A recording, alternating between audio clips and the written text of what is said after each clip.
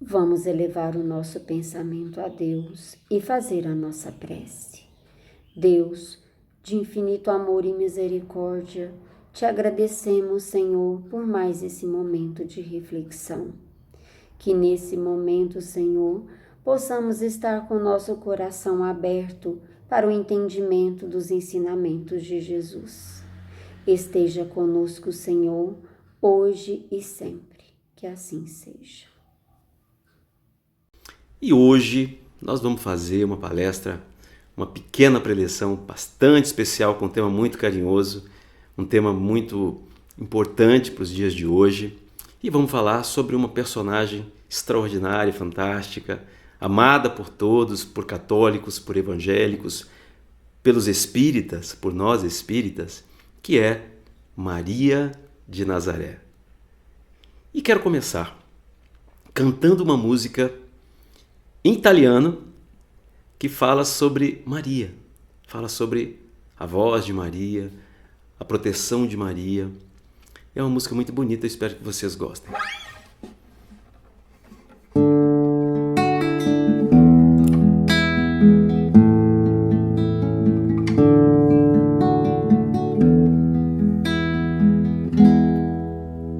La voce di Maria dentro l'anima mia, come un balsamo scende soli feriti se le porta via. La voce di Maria, dolce melodia, che ci porta al cuore sempre di più il cuore di Gesù. Le mani di Maria sopra l'anima mia, santa benedizione, la sua protezione per la vita mia. La voce di Maria, le mani di Maria, sul sorriso dolce che ci fa cantare, sei la mamma mia.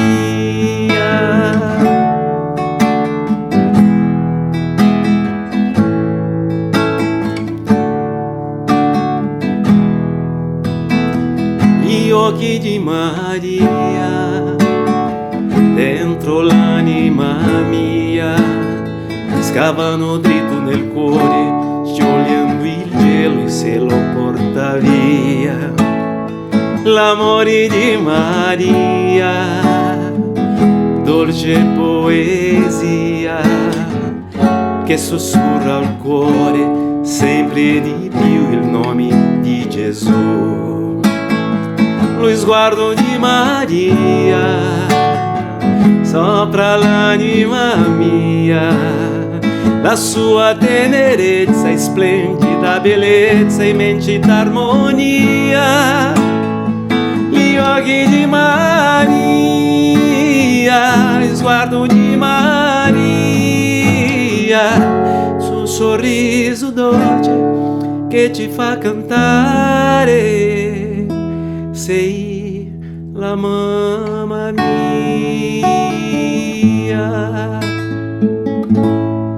Minha mãezinha Maria. Para entendermos a importância de Maria para nós que vivemos aqui na Terra, nós precisamos remontar à origem de formação do nosso mundo, do nosso planeta. Conta Emmanuel no livro A Caminho da Luz que existe uma comunidade de espíritos puros, espíritos crísticos, que dirigem a direção e os destinos de todos os orbes como prepostos de Deus. Como verdadeiros engenheiros e arquitetos siderais, presidem a formação dos mundos, presidem a evolução de coletividades. São seres puros que jamais foram ligados a um corpo material, porque sempre caminharam e evoluíram de linha reta em direção ao Pai. São os chamados Cristos. Essa comunidade de espíritos se reuniu a primeira vez quando decidiu-se pela formação do planeta Terra. O planeta Terra desprendeu-se da nebulosa, desprendeu-se de uma bola de gás flamejante e começou o processo de solidificação, de esfriamento. Passaram-se 5 milhões de anos nessa formação e quem presidiu todo esse fenômeno foi exatamente Jesus, o nosso grande mestre Jesus, o nosso grande condutor, o nosso pastor. Ele presidiu a formação do planeta Terra como uma escola abençoada para nós, espíritos acolhidos por ele, para sermos suas ovelhas, para sermos seus tutelados. Bom, a segunda reunião dessa comunidade de espíritos elevados aconteceu quando decidiu-se, já passados milhões de anos, quando decidiu-se pela vinda do próprio Jesus aqui à Terra para marcar o início da nossa maioridade espiritual.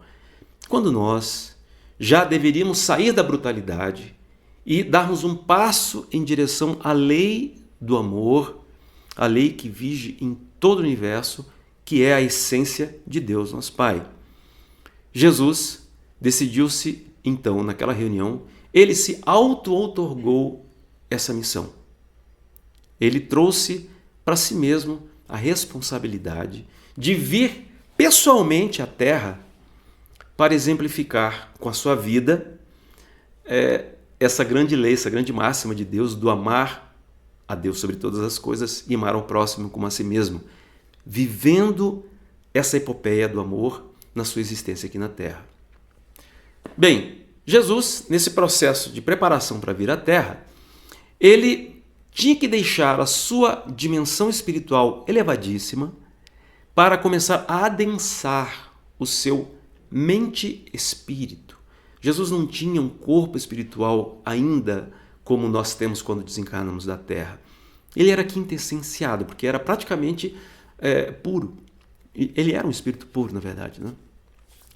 Então, para que ele pudesse se aproximar e mergulhar nas trevas densas, nas vibrações densas do planeta Terra, ele precisou primeiro recobrir-se o seu mente-espírito de fótons. Ele tomou um banho de luz material, física, de fótons, para poder, isso evidentemente na dimensão espiritual, para poder se preparar para materializar-se aqui na Terra. Materializar-se porque ele não teve um processo de encarnação como eu, como você tivemos. Nosso espírito, ao reencarnar, se une ao zigoto, ao óvulo fecundado. Jesus, ele teve uma encarnação, diríamos assim, agênere. Ele não teve um corpo carnal como o nosso. Isso nos foi dito tanto pelo Espírito Áureo no livro Universo e Vida, porque a condição de Jesus não permitia que ele se vinculasse. Ele era um espírito de potência elevadíssima, de alta grandeza, que não poderia um corpo físico suportar a vibração espiritual de Jesus. Nem um corpo físico, ele se desintegraria, tamanha potência espiritual desse ser crístico puro que presidiu, para você ter uma ideia, presidiu o fenômeno de formação da Terra.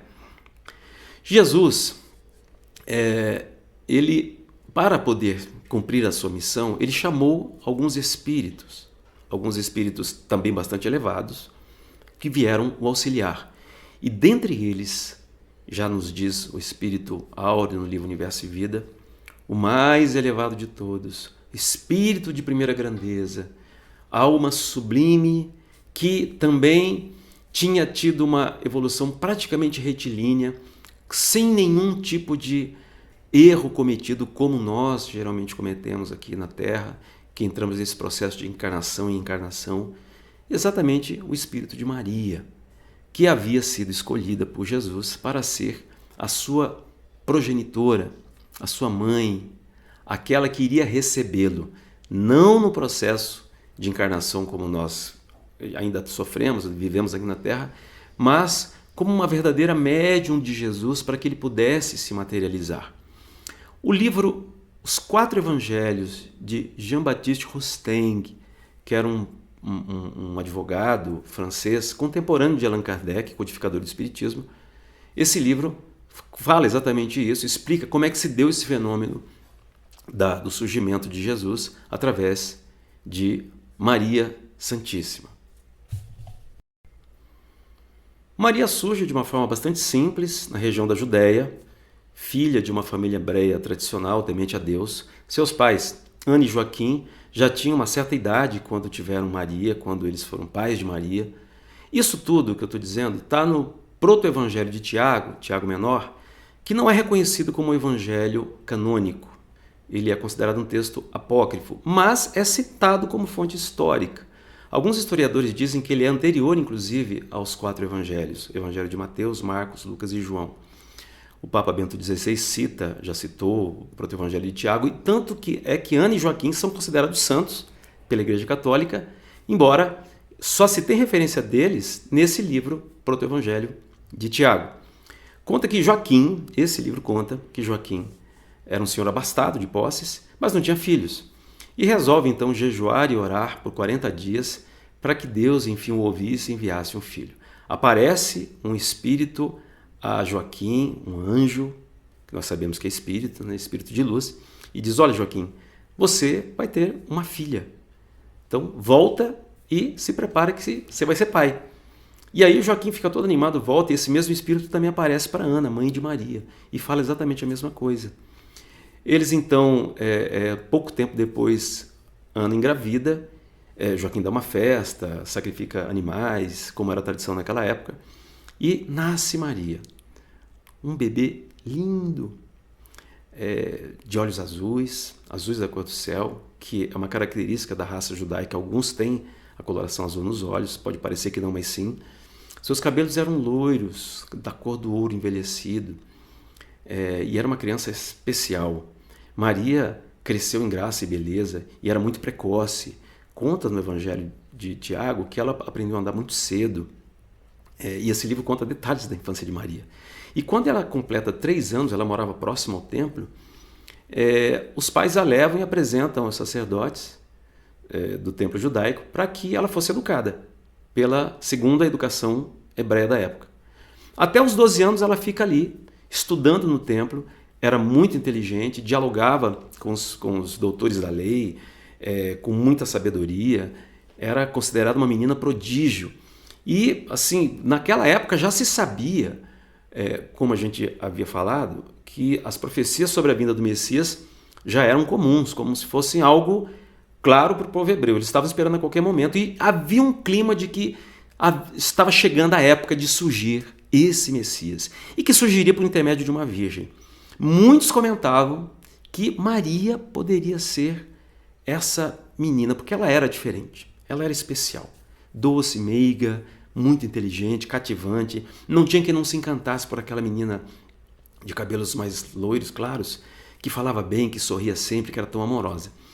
Quando ela completa de 12 para 13 anos, que entra no período fértil da fertilidade, era a tradição, os casamentos judaicos naquela época todos eram praticamente arrumados, quem escolhia isso eram os pais juntamente com os sacerdotes, resolvem casar Maria. E aí, entre os homens daquela época, foi escolhido um senhor já de idade, não tão velho, mas já maduro, viúvo, carpinteiro, um homem honrado, temente a Deus, que já tinha filhos do primeiro casamento, José, e ele então é escolhido para ser o esposo de Maria. Maria casa com José, ainda bastante nova, com 13 para 14 anos. Entrasse no período fértil, a mulher judaica já tinha que arrumar, já tinha que se casar, era a tradição da família. Maria então se casa, mas José tinha por ela um amor paternal. Maria era muito bonita, era uma jovem linda, e José é um senhor respeitado, bastante probo, bastante fiel aos princípios da lei judaica, e tinha por Maria um amor paternal, um amor mais platônico, né? E respeitava bastante Maria. Tanto é que pouco tempo depois, quando aparece aquele fenômeno que é chamado por anunciação, em que o Espírito aparece a Maria, nós, pela descrição dos evangelhos, nós sabemos que é o espírito do anjo Gabriel. E aí, um pequeno parênteses. Quem são os anjos? São os espíritos de luz. Todo espírito iluminado, que já é puro, que já tem mais amor dentro de si, conhecimento, sabedoria, ele é um dos prepostos enviados de Deus, enviados dos espíritos que dirigem a Terra e os orbes, para atuarem junto às coletividades, junto a nós, seres humanos encarnados. Um desses espíritos de luz, na época, Gabriel, aparece a Maria e diz: Maria, bendita sois vós entre as mulheres, bendito é o fruto do teu ventre, de ti nascerá o Salvador. Aquela luz, aquela vibração desse espírito que bate à porta de Maria enquanto José trabalhava na carpintaria, a deixa assim extasiada. Ela não tem outra reação a não ser se ajoelhar diante daquele espírito de luz e diz: eis aqui a tua serva. Maria, ainda ali, quando ela recebe esse anúncio, ela imediatamente pressente que é verdade. Bom, ela ia ficar grávida e ela pergunta ao espírito: mas eu não conheço varão, segundo palavras da Bíblia. Eu ainda não fiquei com nenhum homem, ainda não tive relação material, física com José. Aí o Espírito explica para ela que vai ser por obra do Espírito Santo, ou seja, vai ser espiritual, irá surgir, não pelas vias normais, a encarnação de Jesus. Bom, ela vai, quando José chega, ela conta a José. José fica bastante assustado com aquilo. Ele chega a desconfiar de Maria, porque como que você vai entender, você fala isso para o marido: olha, vou estar grávida, você não ficou comigo, mas vou estar grávida e o pai é Deus, né? Então você imagina como é que não passou na cabeça dele. Um homem bastante rude, mas muito sério, mas assim, naquela época havia ainda bastante resistência e tanto é que o adultério naquela época era crime e a mulher adúltera era condenada à morte por apedrejamento. Como tem aquela passagem do Evangelho em que Jesus ali naquela passagem ele quebra essa lei dizendo: aquele que estiver sem pecado que atire a primeira pedra. Quando trazem a ele uma mulher adúltera, ele escrevendo no chão, ele olha para todos e diz: ok, aquele que estiver sem pecado que atire, porque indagam ele: mestre, essa mulher foi pega cometendo adultério, o que a gente faz? Diz a lei que a gente tem que matar, apedrejar. Jesus falou assim: sim, quem tiver sem pecado que atire a primeira pedra. Jesus ali quebra essa lei do judaísmo, mudando a lei de justiça do olho por olho, dente por dente, uma lei extremamente cruel com a mulher. Ali ele redime o ser, entendendo uma visão de amor sobre os pecados, sobre os erros, porque se alguém errou, não é só culpa de um ou de outro, enfim. Maria, quando dá essa notícia a José, José imediatamente se ressente e resolve deixar a casa. Até, penso eu também, para proteger Maria, porque se ele desaparecesse e sumisse, ela não poderia ser condenada por adultério, já que ele, em tese, seria o pai, e ele não estaria ali para explicar, justificar. Quando ele está indo embora, o mesmo Espírito aparece a ele e fala: José, volta. Explica o que acontece e ele volta então, assume a paternidade de Jesus de uma forma bastante honrada, bastante paternal e protetora, né, Maria. E Maria foi muito importante para a missão de Jesus, porque ao ser a médium, vou usar a palavra médium, porque ela forneceu o ectoplasma para que Jesus pudesse formar o seu corpo ali no seu ventre. Jesus utilizou-se do ectoplasma de Maria, de moléculas extraídas, segundo nos diz os livros de Rusteng, extraída dos vinhedos, dos trigais, fez a composição do seu corpo, que desenvolveu-se exatamente como um corpo desenvolve-se no ventre, até materializar-se como uma criança para Maria no dia da manjedoura, no dia daquela noite de Belém, que nós conhecemos e é tão falado, a noite mais importante da história da humanidade, quando Jesus, enfim, surge para nós. Maria toma uma decisão importante depois que Jesus iniciou sua pregação. Ela resolve acompanhar o filho. Ela sente que precisa acompanhar o filho. E ela cumpre um papel importante na missão de Jesus. Ela acompanha cada cidade, cada pregação, cada localidade que Jesus vai, como aquela mãezona dos apóstolos. Ela passa a ser um ponto de convergência daqueles meninos, daqueles jovens, daqueles homens, porque tinha um jovem como João, que era um adolescente ainda de 15 anos que acompanhava Jesus, mas tinha Pedro, que já era um senhor de uma certa idade, já bem maduro. E Maria, ela contava na época com em torno de 45 a 50 anos, já bastante madura também. Ela é essa grande mãe, ela suavemente admoestava Jesus, em algumas vezes, mas nunca interferia na missão, no papel que Jesus tinha que desempenhar, porque ela compreendia perfeitamente. E a dor que Maria sentiu ao ver o seu filho amado crucificado, naquela tristeza de ver aquela criatura que ela tanto amou, que ela tanto acalentou, passando pela Via Crucis, sofrendo todo aquele martírio que Jesus sofreu, porque Jesus sofreu de uma forma terrível. Ele sofreu praticamente todas as punições que deveriam sofrer para não ser crucificado, e acabou sendo crucificado. Ele foi preso, foi esbofeteado, foi chicoteado, foi interrogado por Herodes, foi interrogado por Pilatos, foi ridicularizado, conforme previam as profecias que falavam desse Messias e quanto ele sofreria, carregando sobre si a exemplificação para nos mostrar a tolerância, o amor, o perdão das ofensas, como uma regra, como um caminho de redenção espiritual para nós ainda espíritos devedores. Nós podemos imaginar a dor de Maria, a mãe que acalentava aquele menino desde pequenino, que o pegava no colo, que viu crescer, vendo ele ser açoitado daquela maneira, e ele que era todo amor, que havia ajudado tanta gente, curado as pessoas, e sem dar um pio, aguentando o sofrimento, sem dar um gemido de revolta, suportando a iniquidade humana daquele sofrimento atroz que Jesus ali, Maria, observava ele passando. Então, você imagina como Maria não devia se lembrar dela acalentando Jesus? Vamos cantar uma música para lembrar, talvez, esse momento? O nome da música é Mãe Santíssima.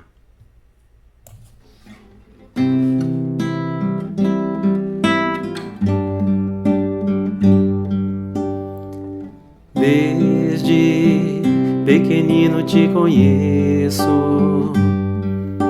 à noite te imaginava em meu berço,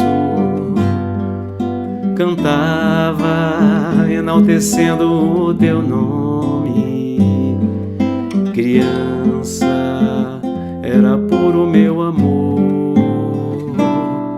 Mãe divina que só vives para amar, és o sol do amor que Jesus nos doou.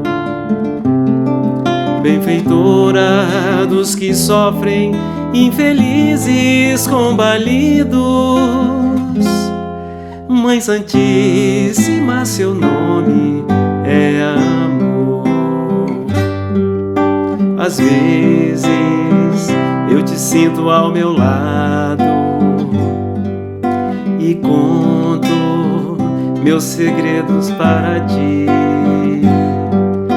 Encanto com a grandeza do momento e faço minha prece logo ali. Mãe divina que só vives para amar, és o sol do amor que Jesus nos doou. Benfeitora dos que sofrem, infelizes, combalidos. Mãe Santíssima, seu nome é amor. O Mestre que no amor nos acolheu, doando a própria mãe a todos nós, e a luz da Santa Mãe nos envolveu. estrela matinal ao sol dos sóis, Mãe divina que só vives para amar. És o sol do amor que Jesus nos doou, benfeitora dos que sofrem, infelizes, combalidos. Mãe Santíssima, seu nome é amor.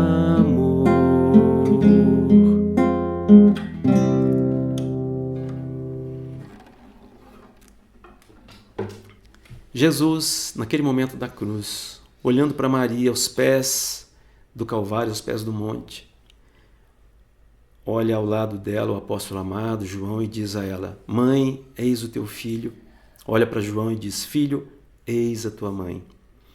A partir daquele momento, Maria entende que deveria assumir o papel de agregadora dos apóstolos, como a mãe que recolhesse os seus filhinhos dispersos, como aquela galinha que recolhe os pintinhos debaixo da asa, depois da volta de Jesus ao plano espiritual. Ela fica na Judéia ainda, fica ali em Jerusalém um período, até reunir-se com os apóstolos.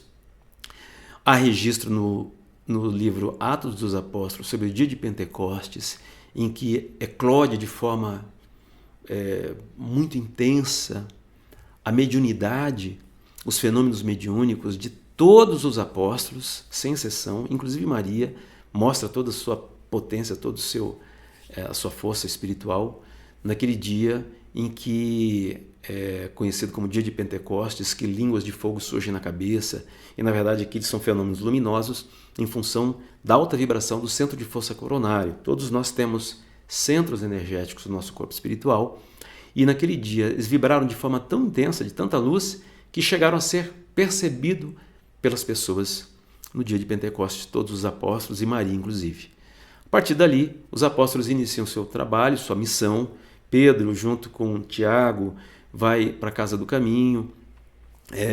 João acompanha, recebendo e cumprindo a ordem de Jesus, ele acompanha Maria. Ele vai com Maria, viaja até a região da Betânia, e ali, no caminho de Éfeso, que rumava para Éfeso, ele fica numa casa junto com Maria e acompanha até o findar dos dias de Maria na terra. Ali ela recebe viajantes, pessoas sofridas, caminheiros das estradas da Judéia, que vão lá ter notícias de Jesus, porque a vibração do Cristo ainda, ela era mãe de Jesus. A vibração do Cristo ainda habitava por onde Maria passava, era como se a vibração do Cristo estivesse presente, tamanha energia que tinha aquele espírito iluminado. E Maria ali acolhe a todos, atende cura, conta as histórias de Jesus, prega a boa nova do reino, e ela sempre acreditou numa promessa que Jesus havia lhe dito, que Jesus haveria de ir buscá-la. E eis que um dia, ela já com uma idade avançada, bate a porta, ela abre, e um jovem muito bonito, muito formoso, começa a conversar com ela.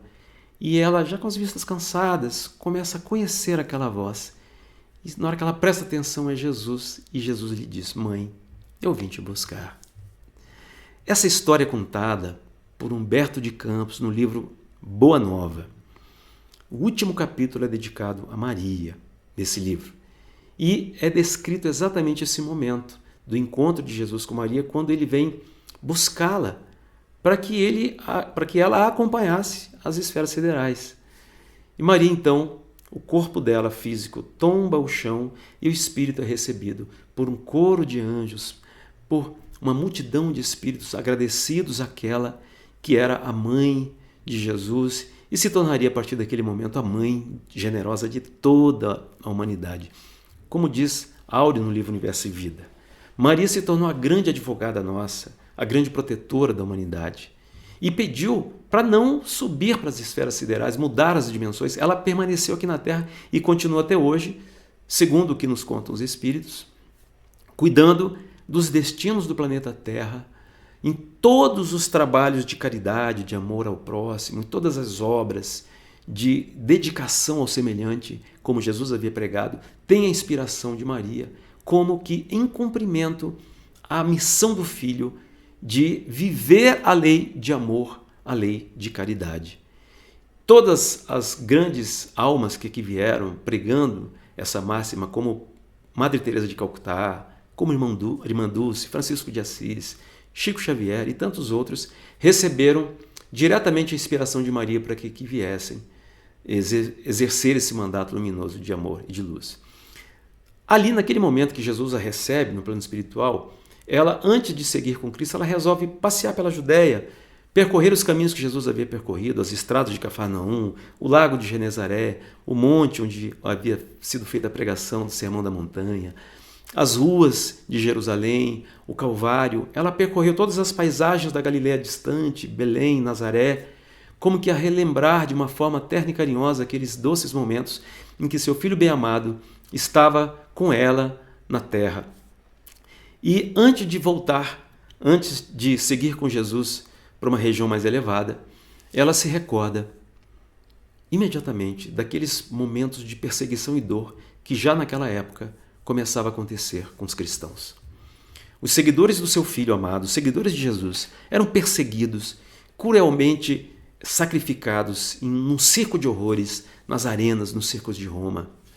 E ela, então, se lembrando disso, parte em direção ao circo de Roma, ao Coliseu de Roma, buscando, porque naquele momento, pouco tempo depois, haveria um grande sacrifício em que homens, mulheres, pais de família, idosos e velhos iriam ser sacrificados por serem seguidores do Cristo. E ela percorre, ela vai acompanhada daquele séquito de anjos, de espíritos iluminados, ela adentra aqueles calabouços ali, onde aquelas pessoas desesperançadas, cheias de tristeza, apreensivas porque a morte era iminente, e ela quer deixar ali uma mensagem de esperança. O espírito de Maria, olhando aquela dor, aquele sofrimento, ela pensa, como é que eu posso inspirar essas pessoas? E ela vê uma jovem encostada na grade, olhando com o olhar perdido no horizonte. Ela chega aos ouvidos dessa jovem e diz assim, canta, minha filha, canta. E ali aquela jovem, inspirada doce e suavemente pela presença de Maria, sente um sopro de esperança dentro de si e começa a cantar. Começa a cantar um canto cristão, um canto de louvor, e logo aquele ambiente lúgubre, terrível, aquele ambiente triste, se enche de um ambiente de esperança. Haveria a morte, mas a esperança de uma nova vida. A vida continua. E essa jovem cantando por inspiração de Maria, talvez tenha sido o primeiro canto de louvor cristão que chegou até os dias de hoje. Então, hoje, quando os templos evangélicos, espíritas ou católicos, cristãos de todo mundo cantam em louvor, provavelmente aí é a origem dessa inspiração de Maria para que aquela jovem cantasse antes daquele momento de sacrifício.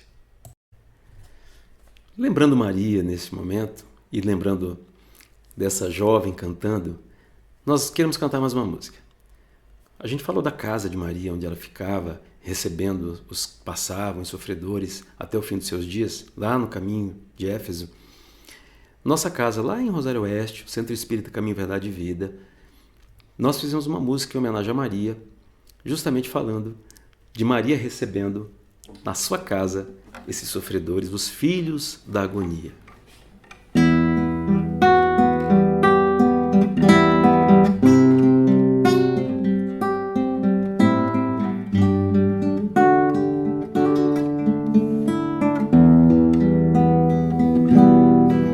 Tua casa neste dia, ó Maria, abre as portas, abre os braços para Jesus. Dai entrada a todos os filhos da agonia, que recebam teu amor e a tua luz. Mãe querida, protegei a todos nós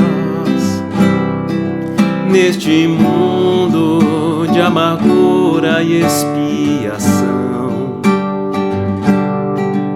A quem chora, consolai com a tua voz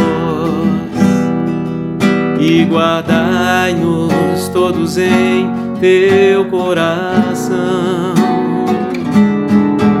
Ó Maria, ó Jesus, ensinai-nos a seguir teu roteiro, tua luz, amar e servir.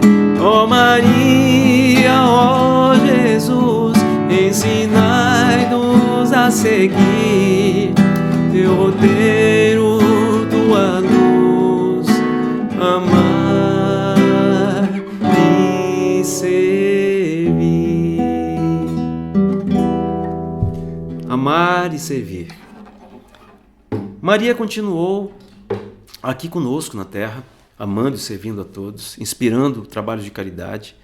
E um desses trabalhos, uma dessas instituições inspiradas e fundadas por ela, essa especificamente, chamada Instituto Maria de Nazaré, nos é descrita pelo livro Memórias de um Suicida, psicografia da médium Ivone Pereira, pelo espírito Camilo. Conta esse livro que esse instituto que existe no plano espiritual, porque no plano espiritual, gente, existem cidades, colônias, regiões normais, e a Terra é uma cópia imperfeita do que é no plano espiritual. Se você quer saber mais, por exemplo, assiste o filme Nosso Lar, é um filme que tem aí no Netflix para assistir, e lá conta bem como é que é essa vida no plano espiritual. O segundo curso da Escola de Estudos Espíritas exatamente fala sobre a vida no plano espiritual. É o curso Nosso Lar, que vai começar também agora, a partir desse sábado. Bom, esse Instituto Maria de Nazaré, ele tutela e acolhe os espíritos suicidas. Os suicidas são dos mais sofredores do plano espiritual, porque no auge da dor resolvem tirar a própria vida e acabam descobrindo a dura realidade de que a vida continua e as suas dores foram agravadas por conta do ato impensado de tirar a própria vida. Automaticamente, por atração vibratória, eles são levados a esse vale chamado Vale dos Suicidas, onde a dor e o sofrimento imperam de uma forma atroz e cruel, inimaginável para nós aqui na Terra. Exatamente esse Vale dos Suicidas, esses espíritos sofredores que ali se encontram reunidos em choro e ranger de dentes, são amparados por anjos tutelares, por espíritos da equipe de Maria, e são levados, a grande maioria, para o Instituto Maria de Nazaré, essa colônia no plano espiritual, que recebe esses espíritos. E esse livro, Memória do Suicida, conta a história de um deles, chamado Jerônimo, que, vendo o que havia acontecido com seus filhos na Terra, depois que ele é recolhido do Vale dos Suicidas, ele está lá no Instituto Maria de Nazaré, visita a Terra, os filhos dele moravam em Lisboa, ele era comerciante na região do Porto, comerciante de vinhos, e havia tirado a vida porque havia falido, entrado em crise financeira. Seus filhos foram atirados na lama da sociedade. Um estava preso, a filha caçula dele, a Margaridinha, estava se prostituindo. E esse espírito, quando visita se constata dessa realidade, ele entra em desespero. Volta ao Instituto Maria de Nazaré, em prece, começa a orar para Maria, faz uma prece sentida, e um espírito que passava ali por perto vê ele orando e fala assim: vamos lá conversar com o dirigente do Instituto, porque quem sabe a gente pode te ajudar. E ele vai e encontra com um dirigente chamado Santarém, o irmão Santarém, e esse dirigente diz a ele: olha, Jerônimo, esse nome desse espírito, você apresente a Maria as suas dores, apresente a ela o seu pedido. Se você quer ajudar seus filhos, ore com todas as forças da sua alma, com todo o amor, com o que há de mais profundo e verdadeiro no seu ser, e entregue a Maria a sua prece, o seu pedido. E nós te convidamos para se reunir conosco aqui, lá no Instituto Maria de Nazaré, porque na hora do Ângelus, às 18 horas, exatamente nesse momento que nós estamos vivendo agora, é a hora da Ave Maria. Nesse momento, os espíritos se reúnem para orar, para fazer uma prece à Mãe Protetora, a Mãe Santíssima, essa querida Mãe que inspira essas instituições por toda a Terra.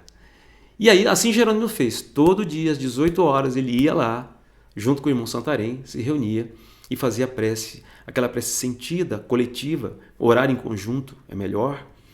e ele ouviu o nome dos filhos dele. Maria, mãe querida, intercedemos em função de Margaridinha, de Albino, que está preso, etc.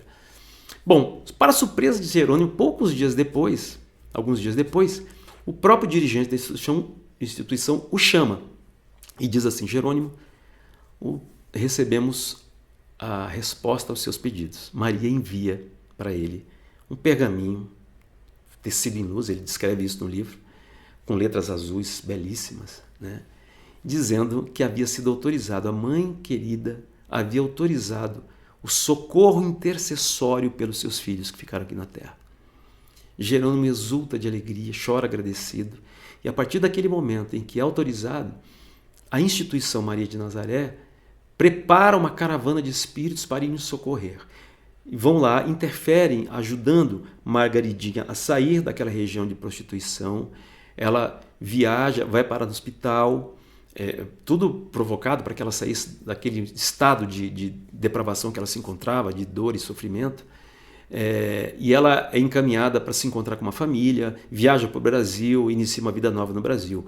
O filho de Jerônimo, na cadeia, é acolhido pela fé espírita. Um médium daquela época vai visitá-lo, leva livros espíritas, fala de espiritismo para ele, e ele, que já estava quase entrando em desespero, começa a se consolar. Ou seja, a família toda do Jerônimo se ajeita, inclusive até o genro dele, que consta no pergaminho, dizendo o seguinte: você não pediu pelo seu genro, mas Maria autorizou atendê-lo também.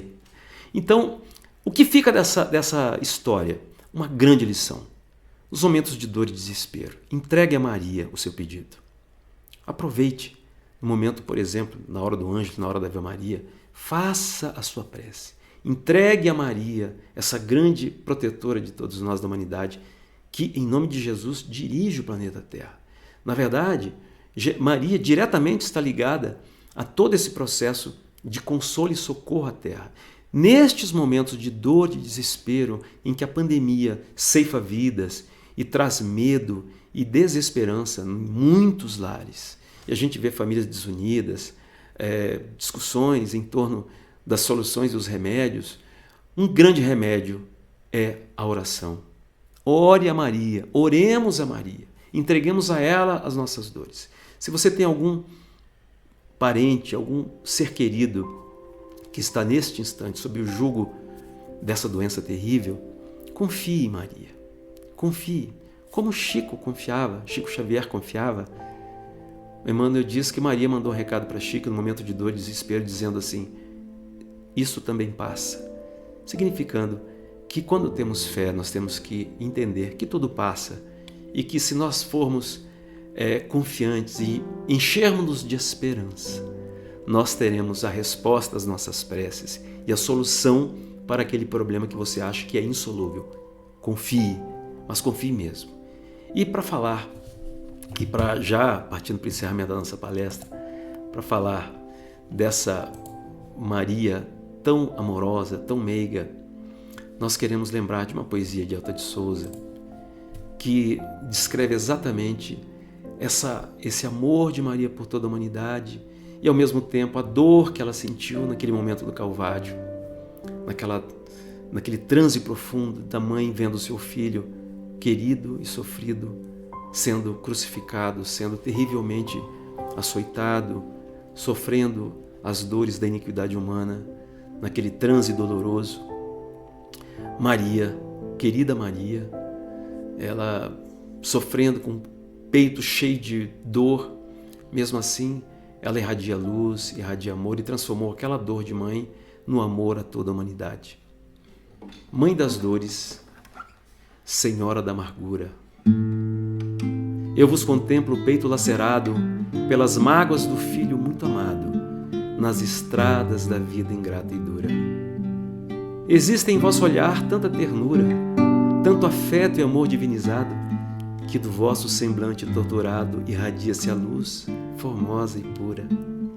Luz que ilumina a senda mais trevosa, excelsa luz, sublime e esplendorosa, que clareia e conduz, ampara e guia. Senhora, vossas lágrimas tão belas assemelham-se a fúlgidas estrelas, gotas de luz nas trevas da agonia. Essa poesia foi recebida por Chico Xavier em 1932 Chico dizia, ao descrever como foi esse processo, ele viu chegando uma jovem que chorava muito, muito emocionada, e começou a escrever por seu intermédio, e ele já não sabia se era ele ou se era ela que chorava. Esse espírito foi a Alta de Souza, que é justamente a inspiradora e a mentora das campanhas de fraternidade Alta de Souza por todo o mundo, uma das que compõem a equipe de Maria de Nazaré. Então, nesses momentos de dor, de desespero, quando a Terra passa por essas situações de turbulência, em que nós somos compelidos a reavaliar os nossos valores, o que é mais importante, o que é mais significativo para a nossa vida espiritual. Nós somos compelidos a abandonar o materialismo, a pensar como nós poderemos nos integrar a essa lei de amor de Jesus. Nós convidamos todos a buscarmos Maria, a doce e suave inspiração de Maria, para que nós sejamos consolados, inspirados por ela, para seguirmos o exemplo de Jesus. É importante divulgarmos o Espiritismo, é importante levarmos o conhecimento espírita, porque consola, porque fala da vida além da vida, porque fala do túmulo vazio.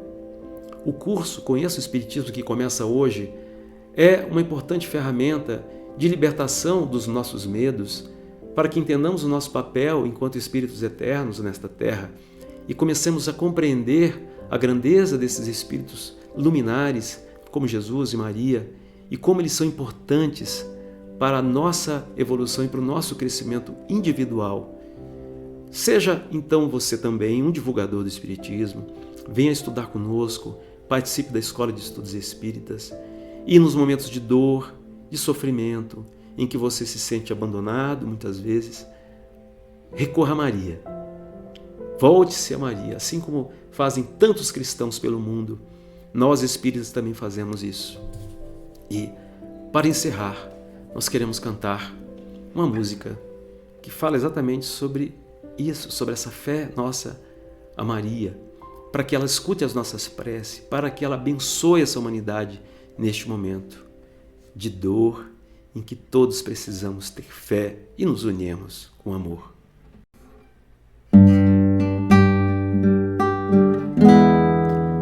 Ave Maria, dos seus andores, rogai por nós, os pecadores. Abençoai desta terra morena seus rios, seus campos e as noites serenas. Abençoai as cascatas e as borboletas que enfeitam as matas. Ave Maria, cremos em vós, Virgem Maria, rogai por nós. Ouvi as preces, murmúrios de luz, que aos céus ascendem, o vento conduz a vós, Virgem Maria, rogai por nós, por nós. Muita paz a todos.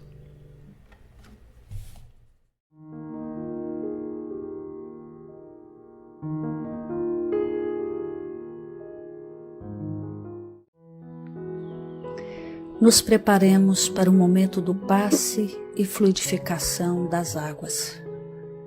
Coloque um recipiente com água limpa para ser fluidificada. Irmãos, não importa aonde você está, quais as dificuldades que está enfrentando, Jesus está sempre pronto para vir em nosso socorro. Coloque-se de maneira confortável, que lhe facilite a concentração e a receptividade. Respire lenta e tranquilamente. Inspire, expire. Inspire, expire. Encha seus pulmões de ar e solte bem devagar. Deixe que energias de tranquilidade e paz penetrem seus pulmões, circulem por todo o corpo. Sua alma, em harmonia com o corpo, se sente tranquila e em paz. Mentalizemos a passagem de Jesus. Dia claro, os raios dourados do sol iluminam a paisagem alegre de Cafarnaum. Casario branco, trepadeiras multicoloridas e pássaros saltitantes enchem a paisagem de otimismo. A notícia das curas atraía a multidão dos necessitados. Subitamente Jesus aparece, esguio e belo. A túnica desce-lhe até os pés. Ao pôr do sol, todos os que tinham doentes atingidos de males diversos traziam-nos, e ele, impondo as mãos sobre cada um, curava-os. Assim narra o evangelista Lucas. Mentalize Jesus se aproximando de você. Ele impõe as mãos amigas sobre a sua cabeça. Perceba que de suas generosas mãos cai uma cachoeira de águas claras e puras, vindas do seu amor, a te banhar. Derramam-se em sua cabeça, descem pelos ombros, banham todo o seu ser, te trazendo paz, serenidade, equilíbrio. Limpam todas as impurezas e te pacificam. Sinta estas águas te banhando, limpando. Respire. Mentalize agora Jesus como sol diante de você. Sua luz, seu calor te envolvem. Sinta as energias curadoras que emanam do Cristo em sua direção. Ele ouve as suas preces. Confie nele. Seu amor é infinito e te acompanha e protege, oferecendo-te tudo o que necessitas. Confie. Absorva as energias curadoras de Jesus. Sua luz te envolve. Sinta essas energias percorrendo todo o seu corpo. Sinta-se fortalecido e em paz. Senhor Jesus, divino amigo, estende as tuas mãos generosas, Senhor, e transforma estas águas em remédio para os nossos males físicos e espirituais.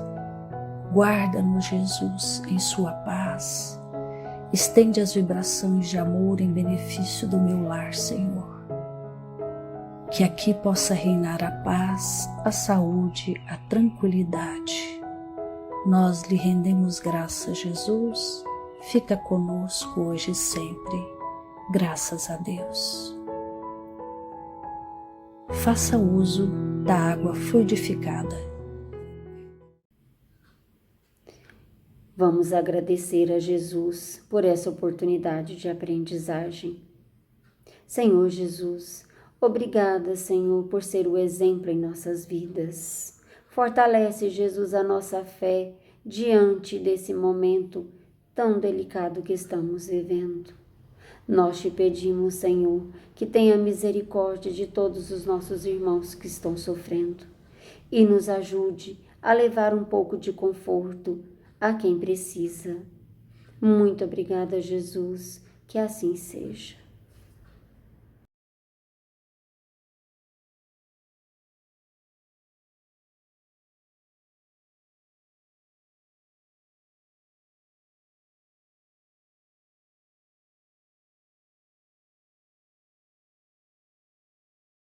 Amém.